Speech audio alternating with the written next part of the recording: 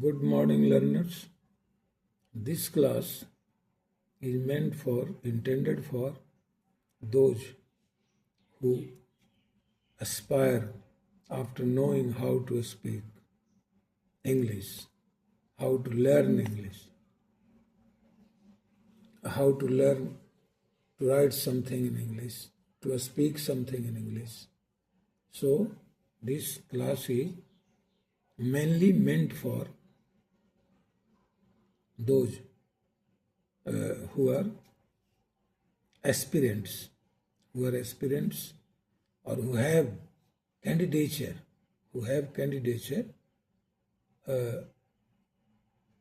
for knowing how to speak English.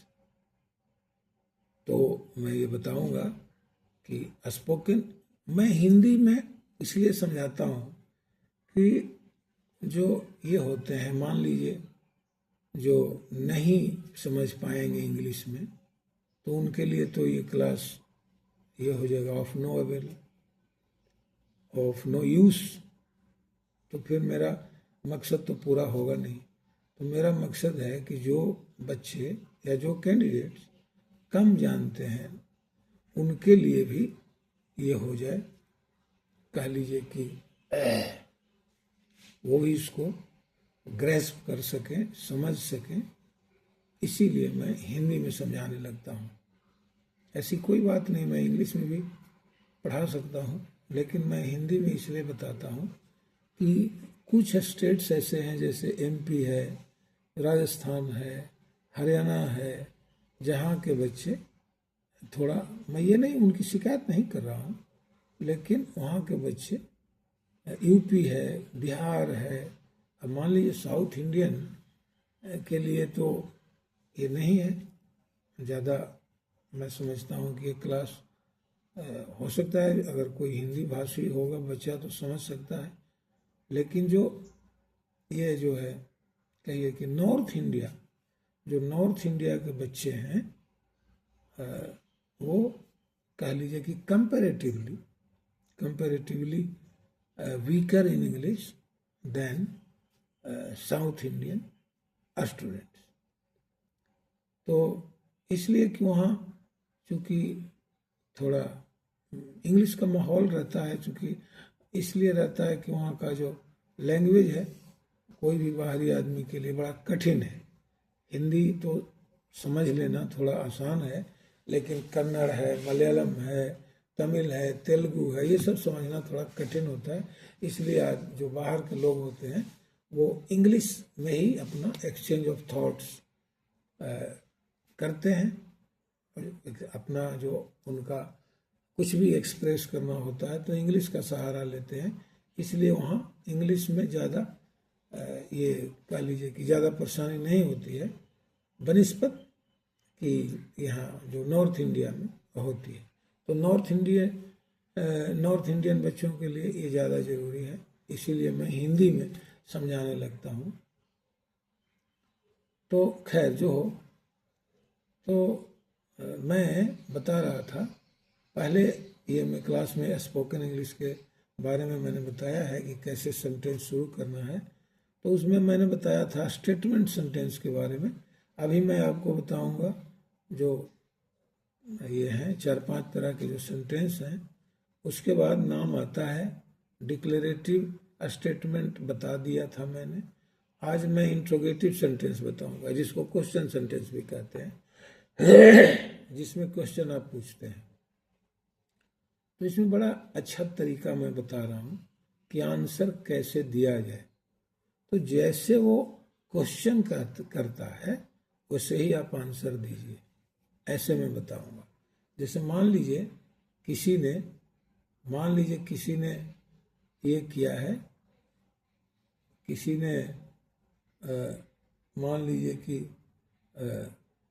Question किया है कि at what time did you return from the market yesterday. What time did you return और come back from the market yesterday.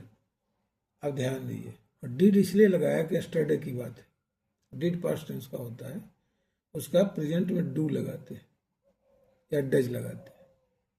तो वो पूछ रहा है कि कल तुम कब किस समय बाजार से लौटा था। ध्यान दीजिए, वो पास्ट टेंस में पूछा है, आपको पास्ट टेंस में जवाब देना है। तो शुरू आप करेंगे, मैं कल इतने बजे लौटा था। तो आप कहेंगे कि ऐसे कहेंगे कि एट 10 o'clock। आप यहाँ से शुरू करिए, एट 10 o'clock या अराउंड 10 o'clock, ठीक है। अबाउट 10 o'clock, लगभग 10 बजे मैं लौटा था। तो ये जो आप 10 बजे कह रहे हैं, इसको पीछे भी ले जा सकते हैं। ऐसे भी कह सकते हैं कि I came back from the market at about 10 o'clock या अराउंड 10 o'clock, ऐसे कह सकते हैं। या फिर इसको पहले भी रख सकते हैं, अराउंड 10 o'clock या eight about 10 o'clock। At around भी कह सकते हैं, अराउंड भी कह सकते हैं, अबाउट 10 o'clock कह सकते हैं, एट अबाउट 10 o'clock कह सकते हैं। क्योंकि टाइम का जो यूनिट ये होता है, जो कह लीजिए कि जो ये टाइम का जो पॉइंट हम देते हैं, पॉइंट ऑफ टाइम, तो उसमें एट लगाते हैं। और लगभग के लिए, करीब करीब के लिए नियरली लगाते हैं, अबाउट लगाते हैं, अराउंड लगाते हैं। तो आप एट के साथ भी लगा सकते हैं या बिना एट के भी लगा सकते हैं, अबाउट 10 o'clock या eight about 10 o'clock, around 10 o'clock या एट अराउंड 10 o'clock, ऐसे भी लिख सकते। क्योंकि स्पोकन है इसलिए एट अगर नहीं भी लगाते हैं, अराउंड 10 o'clock, तो अब चल जाएगा। अब देखिए, अब फुल सेंटेंस आपको बोलने की जरूरत नहीं है। यही मैं स्पोकन इंग्लिश वालों से बार बार, स्पोकन इंग्लिश जो सीखना चाहते हैं उनसे बार बार मैं कह रहा हूँ कि आपको फुल सेंटेंस बोलने की जरूरत नहीं है, लेकिन उसकी जानकारी होनी चाहिए। जैसे आपसे पूछा उसने कि एट व्हाट टाइम, या व्हाट टाइम भी कह सकता है, what time did you come back from the market, did you return from the market. तो आप ऐसे कहिए, अराउंड 10 o'clock, हो गया आंसर। आगे बोलने की जरूरत नहीं है। लेकिन अगर आगे बोलने की जरूरत पड़े तो उसकी जानकारी तो आपको होनी चाहिए ना। तो आप कहेंगे आई रिटर्न फ्रॉम द मार्केट, या एस्टरडे पहले भी रख सकते हैं, yesterday I return from the market around 10 o'clock, at around 10 o'clock। या फिर एस्टरडे को पीछे भी ले जा सकते हैं। जैसे कहने का मतलब है ना कि जो बाकी शब्द रहते हैं उनको तो हम आगे पीछे रख सकते हैं, लेकिन असल जो सेंटेंस बनता है वो सब्जेक्ट और वर्ब से बनता है, उसमें गलती नहीं होनी चाहिए। I return from the market around 10 o'clock yesterday, या एस्टरडे 10 o'clock। लेकिन होता यह है कि जो टाइम का यूनिट, अब कहेंगे कि एट 10 o'clock, एस्टरडे कहें कि एस्टरडे एट 10 o'clock कहें, तो इसका आंसर ही होगा कि कोई भी चीज, जैसे मान लीजिए कोई प्लेस के बारे में आप लिखते हैं, तो सबसे पहले क्या लिखते हैं, जो सबसे छोटा है उसका पहले लिखते हैं। जैसे पहले आप गांव का नाम लिखते हैं, तब उससे बड़े जो ये कोई सबर्ब है आसपास में जहाँ आपका पोस्ट ऑफिस है उसका लिखते हैं। तब फिर आप जो आपका थाना है उसका एरिया बड़ा है, विलेज से बड़ा पोस्टल जो एरिया है, उससे पोस्टल एरिया से बड़ा पुलिस स्टेशन का एरिया है, उसके बाद डिस्ट्रिक्ट का एरिया है, उससे बड़ा तब स्टेट का एरिया है। तो सबसे पहले आप शुरू क्या करते हैं, सबसे छोटे वाले से पहले विलेज लिखते हैं, तब पोस्टल ये लिखते हैं जहाँ पोस्ट ऑफिस आपका है, उसके बाद पुलिस स्टेशन लिखते हैं, उसके बाद डिस्ट्रिक्ट लिखते। उसी तरह टाइम में भी है, उसी तरह टाइम में भी स्पेस ऑफ टाइम जो है उसमें भी है। आप समझिए, चाहे पॉइंट ऑफ टाइम हो या पीरियड ऑफ टाइम, तो हम लोग क्या करते हैं कि जो सबसे छोटा होता है उसको पहले लिखते हैं, तो चूंकि 10 o'clock छोटा है, 1 घंटे का जो ड्यूरेशन है उसी को हम 10 कहते हैं। थोड़ा सा उससे बढ़ जाएगा तो 10-15 कहेंगे, 10-10 कहेंगे, ऐसे कहने लगते हैं। या फिर उससे ज़्यादा बढ़ा तो फिर 11 कहने लगते हैं। तो इसीलिए चूंकि एक ही आवर का वो o'clock होता है, 10 o'clock, 11 o'clock, 12 o'clock, जो भी होता है वो 1 घंटे का ड्यूरेशन है। तो यस्टरडे जो है वो तो 24 आवर्स का है ना, यस्टरडे 24 आवर्स का है, दिन रात मिलाकर यस्टरडे हुआ। ऐसे रात को तो यस्टर नाइट कहते हैं, लेकिन अगर दिन भर ही आप ले लें तो 12 घंटे का ड्यूरेशन है यस्टरडे। यस्टरडे 12 घंटे का हुआ, तो 12 घंटा तो बड़ा हुआ ना, तो इसीलिए पहले आप 10 o'clock लिखें, एट 10 o'clock यस्टरडे, यस्टरडे बाद में लिखें, तब सही होगा। तो मैं बता रहा था स्पोकन इंग्लिश वालों के लिए कि आप अगर इतना भी कह देते हो कि अराउंड 10 o'clock, तो आपका सेंटेंस पूरा हो गया। लेकिन आपको ये जानना चाहिए कि अगर फुल बोलेंगे तो कैसे बोलेंगे। तो चूंकि वो पूछा है, ध्यान दो, उसने पूछा है सिंपल पास्ट में, तो आप सिंपल पास्ट में जवाब दो। वो सेंटेंस जो उसका है वो सिंपल पास्ट का है। पूछा eight what time did you come back from the market yesterday, या ऐसे भी पूछ सकता था eight what time yesterday did you come from the market, ऐसे भी पूछ सकते। तो आप कहोगे आई रिटर्न फ्रॉम द मार्केट या आई केम बैक। आप जो यूज किया है वर्ब को वही आप भी यूज करो, कहीं ज़्यादा ये करने की जरूरत नहीं है, आप भी वही यूज करो। मैं यही सिखाना चाहता हूँ कि क्वेश्चन में ही आंसर रहता है, बहुत आगे पीछे सोचने की जरूरत नहीं है। जो क्वेश्चन किया ना उसी को आप डिक्लेरेटिव बना दो। जैसे क्वेश्चन सेंटेंस को जैसे ही आप असर्टिव बनाओगे तो क्या बनाओगे, यही तो बनाओगे कि why at what time did you ये कम फ्रॉम द मार्केट, तो उसको डिक्लेरेटिव में जवाब देना है ना। तो आप कहोगे कि I return from the market at 10 o'clock yesterday, ऐसे लिखो। अब आगे और सीखो। अगर कोई कह रहा है कि सपोज करो is your friend coming to you today, is your friend या is your sister, is your mother, is your father, कुछ भी हो सकता है। ये is your father coming today, कहीं बाहर से आ रहे हैं या कहीं गए हैं वहाँ से लौट रहे हैं, तो ऐसा होता ही है, कहीं आदमी गया, एक आदमी रुक गया, ठहर गया, तो किसी फ्रेंड ने अपने फ्रेंड से पूछा is your father coming today. अब ध्यान दीजिए, is your father coming today मतलब आज वो आ रहे हैं आपके पिताजी, तो आप उसी तरह से सर्टिव में क्या जवाब देंगे, या नो, ऐसे कहेंगे। अगर नहीं आ रहे हैं तो नो कहेंगे, आंसर आपका पूरा होगा। लेकिन आगे सेंटेंस अगर बनाना होता तो कैसे बनाते, उसने पूछा है is your father coming today, तो आप इज को उधर कर दीजिए, या my father is coming today, उसी का जो सेंटेंस है उसी में जवाब दो। कुछ ज़्यादा इधर उधर सीखने की जरूरत नहीं है, कहीं जाने की जरूरत नहीं है, इधर उधर हाथ पैर मारने की जरूरत नहीं है। जो पूछा है उसी को उसी में जवाब दो, या no is not coming today, no he is not coming today. अगर आ रहे हैं तो या ही इज कमिंग टुडे। तो अगर सिर्फ या कह देते हैं उसमें भी आंसर है, नो कह देते हैं वो भी आंसर, नो हो गया आंसर। तो नो आपने कहा तो वो सामने वाला सुना कि नहीं, इसमें थोड़ा सा शंका होती है। अगर नहीं सुनेगा तो फिर दोबारा क्वेश्चन करेगा, तो इसलिए आदमी फुल सेंटेंस बोल देता है no he is not coming today, हो गया। इसी तरह किसी भी टेंस में अगर वो पूछता है, ये प्रेजेंट प्रोग्रेसिव में पूछा, अगर मान लीजिए वो आपसे पूछता है, सामने वाला क्वेश्चनर जो है वो आपसे पूछता है हैव योर ब्रेकफास्ट,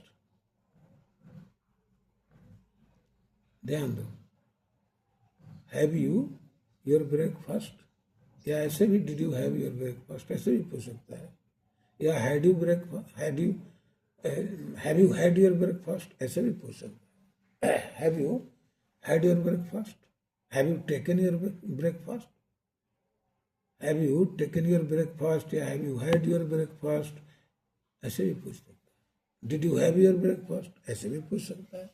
तो जैसे वो पूछे वैसे जवाब दो, या आई हैड। अगर कहा did you have your breakfast तो कहो या आई हैड। अगर वो कहता है have you taken your breakfast, simple past में पूछा था तो आंसर भी सिंपल पास्ट में देना था। अभी वो प्रेजेंट परफेक्ट में पूछ रहा है have you taken your breakfast, तो आपको या आई हैव। इतना ही कहने से यही स्पोकन इंग्लिश है। स्पोकन इंग्लिश क्या है यही मैं समझाने की कोशिश कर रहा हूं। या आई हैव, आपने इसी में कह दिया पूरा, या I have taken my breakfast. जैसे ही आप कहते हैं या आई हैव। अगर कोई कहता है, कोई आपसे कहता है कि भाई ये तुम तो एक ये वीआईपी जैसे ट्रीट कर रहे हो भाई, तो कहते हो absolutely I am, absolutely of course I am. मतलब I am a VIP, why not I should, why not I should give you treatment as a VIP, I am a VIP. तो कहते हो या I am, of course I am. तो जो spoken English, spoken English में अलग से कुछ नहीं पढ़ाया जाता है। पहले बार बार मैं जो स्पोकन इंग्लिश के जो कैंडिडेट्स हैं उनको मैं समझाने की कोशिश कर रहा हूँ कि ऐसे बोला जाता है। ये जो सामने वाला जो क्वेश्चन किया उसी में आप आंसर दो, कुछ सोचने की जरूरत नहीं है। आपसे अगर कोई पूछता है कि आप आज ड्यूटी जाएंगे, कहता है कि are you going on your duty today, तो अगर आप कहते हो कि नो आई एम नॉट, हो गया।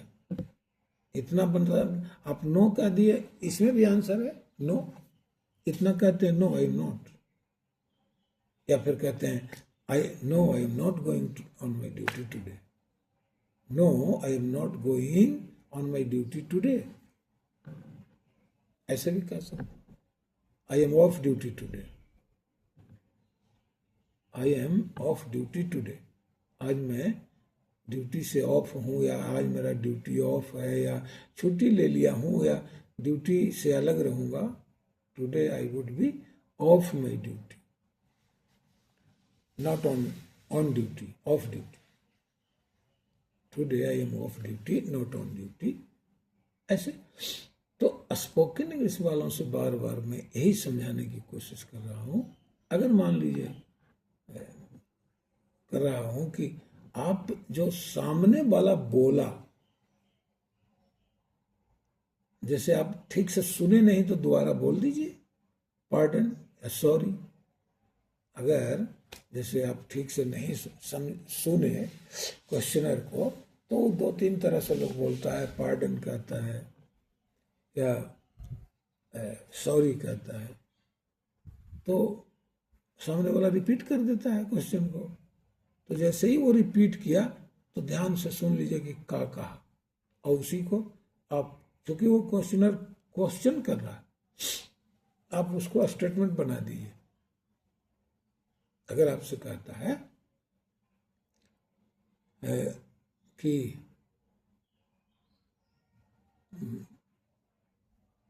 अगर ये कहता है कि what time will you go back, office में कोई पूछ रहा है आपसे कि what time will you go back home, तो आप कहते हैं, कह सकते हैं जितना बजे लौटना है, 4 o'clock 5 o'clock कह सकते हैं, 5 o'clock, at 5 o'clock आंसर हो गया। लेकिन जैसे ही आगे बढ़ेंगे तो ऐसे कहना पड़ेगा कि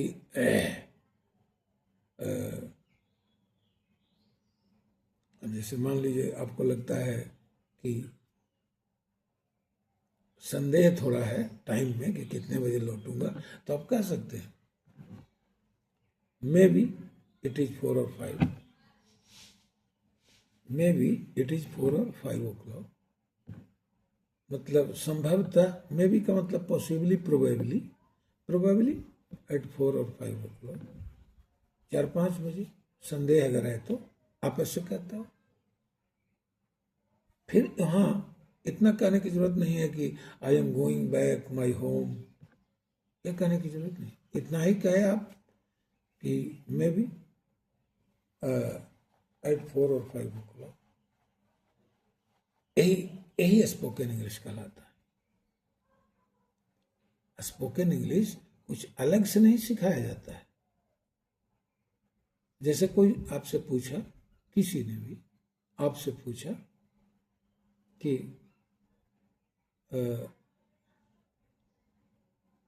do you every day take your bath in the winter, in the winter season. अगर वो पूछता है कि do you take bath every day in winter, जाड़ा में रोज नहाते हो, तो आप क्या कहिएगा? यही कहिएगा कि no, alternately, on alternate day, on alternate day, या एवरी अदर डे, या every 2 days, 3 days, every 3 days, ऐसे कहेंगे। ध्यान रखिए मैं जो बता रहा हूँ। अगर आप रोज नहाते हैं जाड़े में भी, तो आप कह सकते हैं या daily, but with warm water, गर्म पानी से, बट विथ वार्म वाटर। हम गर्म पानी से नहाते हैं, तो लेकिन डेली नहाते हैं, तो आप कहिएगा या daily but with warm water. हो गया। अब इतना तो नहीं कहेंगे कि आई टेक, ऐसे नहीं कहेंगे कि I take bath daily in winter but with warm water. इतना बोलने की जरूरत नहीं। इतना भी बोलिए yes daily but with warm water, क्योंकि उसको संदेह होगा कि झूठ बोल रहा है, जाड़े में रोज कैसे नहाएगा। तो उसको, उसकी शंका दूर करने के लिए बोले आप कि बट विथ वार्म वाटर, थोड़ा सुसुम पानी करके नहाता हूं, लेकिन डेली नहाता हूं। आपने कहा कि नहाता हूं तो डेली, लेकिन थोड़ा पानी वार्म अप हो जाता है तब, थोड़ा पानी वार्म अप हो जाता है तब नहाता हूं। बिल्कुल not with cold water, not with that cold water which is the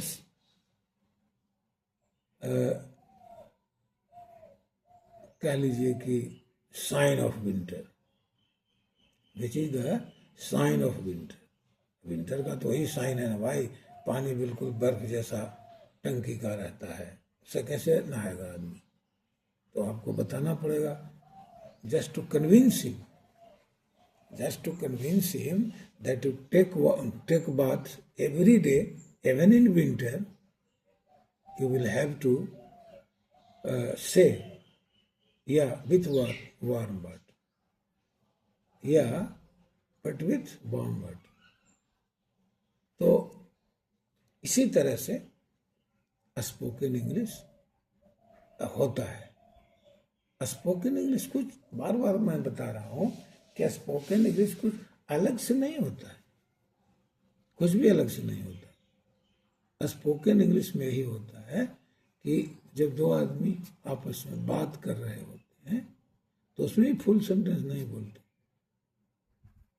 वो भी फुल सेंटेंस नहीं बोलते हैं, क्योंकि सेंटेंस फूल बोलने की तो कोई ज़रूरत नहीं है, बिना फूल बोले ही आप ये कर लीजिएगा, आंसर आप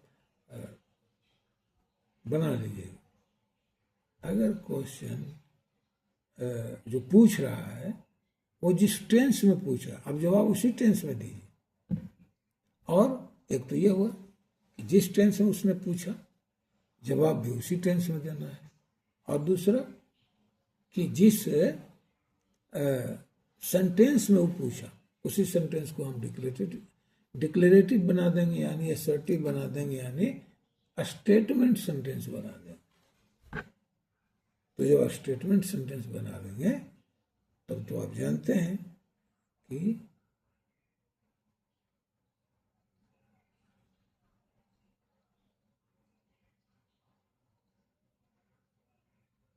इस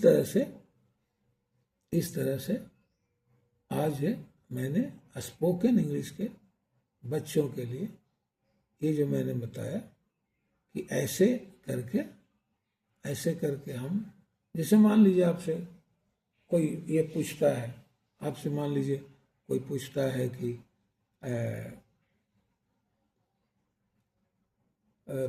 है कि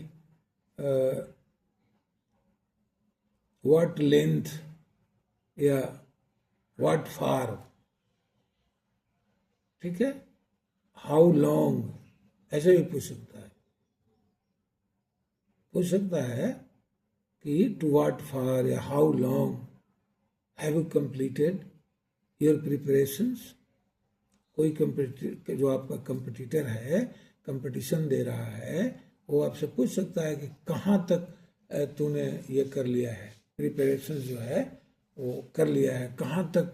ऐसा होता है नीट वगैरह में बहुत सारे क्वेश्चन फिजिक्स के रहते हैं, केमिस्ट्री के रहते हैं, तो वो बच्चे आपस में बातचीत करते हैं कि भाई फिजिक्स में कितना कर लिए हो, केमिस्ट्री में कितना किए हो, बायो में कितना किए हो, अब एक ही महीना का समय बचा हुआ है, कर पाओगे कि नहीं, हम लोग कहाँ हैं, तुम कहाँ हो। मतलब थोड़ा सा वो एक्सचेंज करने से आपस में थोड़ा सा जो ये बच्चों का जो ये रहता है, जो फियर कहिए, कहा है कि they are ever afraid that what happens in their exams. तो इससे हमेशा डरे रहते हैं, इसलिए आपस में थोड़ा सा ये मैंने बातचीत करते हैं तो उनको थोड़ी राहत मिलती है कि भाई चलो, ये तो हम तो यहाँ तक 80% की ही तो 70 ही कर सका है अभी तक, और टाइम भी कम है, तो थोड़ा लगता है कि हम जो ये हैं, माने जो जिस ये में स्टेज में हम हैं, जिस पोजीशन में हम हैं, वो ज़्यादा ये नहीं है, ज़्यादा रिग्रेटेबल नहीं है, और ज़्यादा ये कहिए कि पछताने की ज़रूरत नहीं है। हम भी थोड़ा सा ये कोप अप कर चुके हैं और थोड़ा करना बाकी है। तो वो पूछ सकता है to what for have you prepare, तो आप कहिएगा कि भाई 80%, अबाउट 80% या अबाउट 70% हो गया आंसर। फुल सेंटेंस बोलने की जरूरत नहीं है, आप ऐसा भी बोल सकते हैं about 50% in bio, 60% in chemistry, and 70% in physics. I am giving more attention. I am paying more attention to physics because it is more difficult for me. It's numericals, especially numericals are more difficult for me. So I am giving major attention. I am giving major attention to physics, and after that chemistry, and after that bio, because bio is comparatively easier than physics and chemistry. तो ऐसा आप कर सकते हैं, तो आज का जो क्लास था, ये जो क्लास मैंने लिया, ये स्पोकन इंग्लिश के बच्चों के लिए था, और फिर आगे मैं स्पोकन इंग्लिश वालों को कुछ और बताऊंगा कि और क्या वो कर सकते हैं स्पोकन सीखने के लिए। Thank you.